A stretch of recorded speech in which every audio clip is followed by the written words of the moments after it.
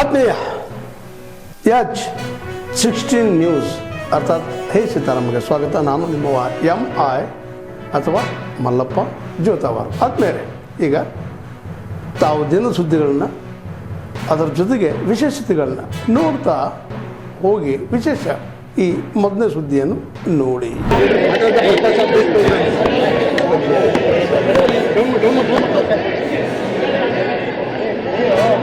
I'm very happy.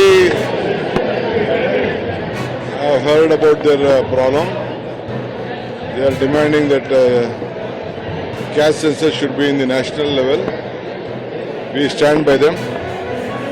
ನಾವು ಅವರ ಹೋರಾಟ ಏನಿದೆ ಕ್ಯಾಸ್ಟ್ ಸೆನ್ಸಸ್ ಆಗಬೇಕು ಅಂತೇಳಿ ನಮ್ಮ ರಾಜ್ಯದಲ್ಲಿ ಈಗಾಗಲೇ ನಾವು ಅದ್ರ ಬಗ್ಗೆ ಭಾಳ ಮುಂದಿದ್ದೇವೆ.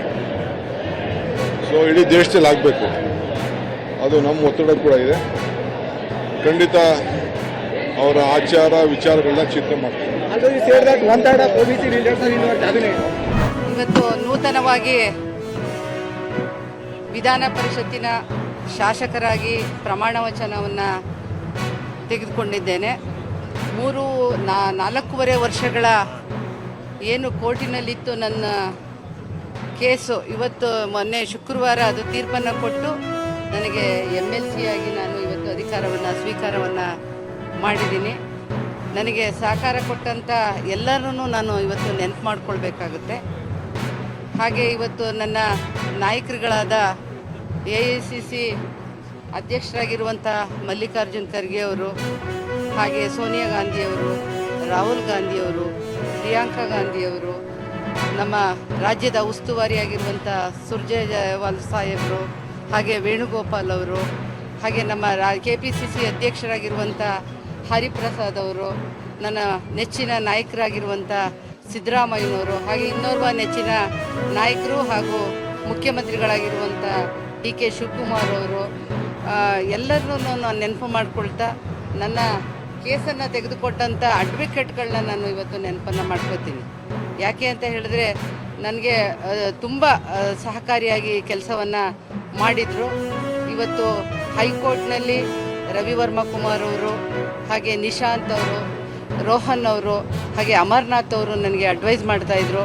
ಹಾಗೆ BL ಶಂಕರ್ ಅವರು ಸಹ ನನಗೆ ಸಲಹೆಗಳನ್ನ ಕೊಡ್ತಾಯಿದ್ರು. ಹಾಗೆ ಹೈಕೋರ್ಟ್ನಲ್ಲಿ ಅಭಿಷೇಕ್ ಮನು ಸಿಂಘ್ವಿ ಅವರಿದ್ದರು, ನಂತರ ವೇಣುಗೋಪಾಲ್ ಅವರಿದ್ದರು, ಇನ್ನೂ ಹಲವಾರು ಜನ ನನಗೆ ಸಹಕಾರವನ್ನು ಕೊಟ್ಟು ಇವತ್ತು ನಮ್ಮ ಸಭಾಪತಿ ಸಾಹೇಬರು ನಾವೆಲ್ಲ ಕೂತ್ಕೊಂಡು ಚರ್ಚೆ ಮಾಡಿದ್ರು. ಅವರಿಗೆ ರಾಜಕೀಯದ ವಾಸ್ತವಾಂಶ ಎಲ್ಲ ಕೂಡ ಅರಿವಿದೆ. ಸೊ ಅವರೇ ಭಾಳ ಗೌರವದಿಂದ ಇವತ್ತು ರಾಜೀನಾಮೆಯನ್ನು ಸಲ್ಲಿಸಿದ್ದಾರೆ.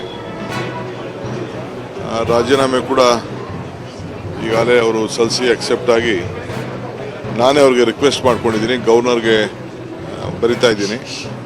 ಸದ್ಯಕ್ಕೆ ಹೊಸೊಬ್ಬರನ್ನು ಆಯ್ಕೆ ಮಾಡೋರಿಗೂ ಕೂಡ ಇಲ್ಲಿ ಡೆಪ್ಟಿ ಚೇರ್ಮನ್ ಇಲ್ಲದೇ ಇರೋದ್ರಿಂದ ಹೊರಟಿ ಸಾಹೇಬ್ರನ್ನೇ ಹೊಸ ಚೇರ್ಮನ್ ಆಯ್ಕೆ ಮಾಡೋರಿಗೂ ಅವ್ರನ್ನೇ ಮುಂದುವರಿಬೇಕು ಅಂತೇಳಿ ನಾನು ಅವ್ರಿಗೆ ರಿಕ್ವೆಸ್ಟ್ ಮಾಡಿದ್ದೀನಿ. ಸೊ 14ನೇ ತಾರೀಕು ನಮ್ಮ ಕೌನ್ಸಿಲ್ನ ಚೇರ್ಮನ್ನು ಎಲೆಕ್ಷನ್ ಇರ್ತದೆ, ಡೆಪ್ಟಿ ಚೇರ್ಮನ್ ಎಲೆಕ್ಷನ್ ಇರ್ತದೆ, ಅವರು ಪ್ರೋ ಟರ್ಮ್ ಚೇರ್ಮನ್ ಆಗಿ. ಸೊ ಆಮೇಲೆ ನಾವು ಡೆಪ್ಟಿ ಚೇರ್ಮನ್ ಆದಮೇಲೆ ಅವತ್ತು ಸಾಯಂಕಾಲನೇ ಕೌನ್ಸಿಲ್ ಚೇರ್ಮನ್ನ ಆಯ್ಕೆ ಮಾಡೋಂಥ ಪ್ರಕ್ರಿಯೆಯನ್ನು ನಾವು ಇಟ್ಕೊಂಡಿದ್ದೇವೆ. ತನ್ವೀರ್ ಸೇಠ್ ಅವ್ರು ಬಂದರೆ ಸೀನಿಯರ್ ಮೋಸ್ಟ್ ಇದ್ದಾರೆ, ಎಲ್ಲ ಸಲ್ಲುವಂಥ ವ್ಯಕ್ತಿ. ಅವರು ಮಂತ್ರಿ ಆಗಿಬಿಟ್ರೆ ಮಗನ ಕಿರೀಟಕ್ಕೆ ಧಕ್ಕೆ ಆಗುತ್ತೆ ಅಂತ ಹೇಳ್ಬಿಟ್ಟು ತನ್ವೀರ್ ಸೇಠ್ ಅವ್ರನ್ನ ಸಿಂಗ್ ಆಗಿದ್ರು. ಏನು ಸಿದ್ದರಾಮಯ್ಯನವ್ರೆ, ಅಲ್ಪಸಂಖ್ಯಾತ, ದಲಿತ, ಹಿಂದುಳಿದ ಇವೆಲ್ಲ ನಿಮ್ಮ ಅಹಿಂದಾನದಿದೆಯಲ್ಲ, ಇಲ್ಲಿವರೆಗೂ ನೀವು ಮಾಡ್ಕೊಂಡು ಬಂದಿದ್ದು ಅವರ ಶ್ರೇಯೋಭಿವೃದ್ಧಿ ಕೆಲಸ ಅಲ್ಲ. ನಿಮ್ಮ ರಾಜಕಾರಣಕ್ಕೆ ನೀವು ಮುಖ್ಯಮಂತ್ರಿ ಆಗಲಿಕ್ಕೆ ನೀವು ಅವ್ರನ್ನ ಬಳಕೆ ಕನ್ವೀನಿಯಂಟ್ ಪಾಲಿಟಿಕ್ಸ್ ಮಾಡಿರೋ ಹೊರತು ಅವ್ರ ಬಗ್ಗೆ ನೈಜ ಕಾಳಜಿ ಇಲ್ಲ ಅನ್ನೋದು ಇದರಲ್ಲಿ ಬಹಳ ಸ್ಪಷ್ಟವಾಗಿದೆ. ಹಾಗೆ ನಿಮ್ಮ ಮಗನ ತಲೆ ಮೇಲೆ ಅಷ್ಟೇ ಕಿರೀಟ ಇರಬೇಕು ಅನ್ನೋ ಕಾರಣಕ್ಕೆ ಇವ್ರನ್ನೆಲ್ಲರೂ ಕೂಡ ಮಲ್ಲಿಕಾರ್ಜುನ ಖರ್ಗೆ ಅವ್ರ ಹತ್ರನೇ ಬದಿಗೆ ಹಾಕಿದ್ದೀನಿ ಅನ್ನೋದು ಕೂಡ ಇದರಿಂದ ಬಹಳ ಸ್ಪಷ್ಟವಾಗ್ತಾ ಇದೆ. ನಾನು ಸಿದ್ದರಾಮಯ್ಯ ಸಾಹೇಬ್ರಿಂದ ಖಂಡಿತ ಇದನ್ನು ನಿರೀಕ್ಷೆ ಮಾಡಲಿಲ್ಲ. ಏನು ಸಿದ್ದರಾಮಯ್ಯ ಸಾಹೇಬ್ರೆ, ವಂಶ ಪಾರಂಪರ್ಯ, ಕೌಟುಂಬಿಕ ರಾಜಕಾರಣ ಎಲ್ಲಾದ್ರ ಬಗ್ಗೆ ಮಾತಾಡಿ ನೀವಿವತ್ತು ಭ್ರಷ್ಟಾಚಾರದ ಬಗ್ಗೆ ಮಾತಾಡುವಂಥ ನೈತಿಕತೆಯನ್ನು 14 ಸೈಟ್ ತಗೊಂಡು ಕಳ್ಕೊಂಡ್ರಿ. ಇನ್ನು ವಂಶ ಪಾರಂಪರ್ಯದ ಬಗ್ಗೆ ಮಾತಾಡಲಿಕ್ಕೆ, ಇನ್ಯಾರ್ಯಾರ್ದೋ ಕುಟುಂಬದ ಬಗ್ಗೆ ಮಾತಾಡಲಿಕ್ಕೆ ನಿಮ್ಮ ಮಗನ ತಲೆ ಮೇಲೆ ಅಷ್ಟೇ ಕಿರೀಟನಿಟ್ಟು ಉಳಿದವನ್ನ ಮುಗಿಸಿ ಅದನ್ನು ಕಳ್ಕೊಂಡ್ರಿ. ಕುರ್ಚಿ ಕಳ್ಕೊಂಡ್ರೆ ಅದು ನಿಮ್ಮ ನೈತಿಕತೆನೂ ಈ ರೀತಿ ಎಲ್ಲ ರೀತಿಯಲ್ಲೂ ಕಳ್ಕೊಳ್ತೀರಿ ಅಂತ ನಾನು ನಿಮ್ಮನ್ನು ನಿರೀಕ್ಷೆ ಮಾಡಿರಲಿಲ್ಲ ಸರ್. ವೈಯಕ್ತಿಕವಾಗಿ ನಾನು ನಿಮ್ಮ ಬಗ್ಗೆ ನಿಜವಾಗ್ಲೂ ಕೂಡ ನಿರಾಸೆಯಾಗಿದೆ. ನೀವು ಒಂದು ಮೇಲ್ಪಂಕ್ತಿ ಹಾಕ್ಕೊಡ್ತೀರಿ ಅಂತ ಅಂದ್ಕೊಂಡಿದ್ದೆ ನಾನು. ನೀವು ಯಾವ ವಿಷಯದಲ್ಲೂ ಕೂಡ ಮೇಲ್ಪಂಕ್ತಿ ಹಾಕ್ಕೊಡ್ಲಿಲ್ಲ.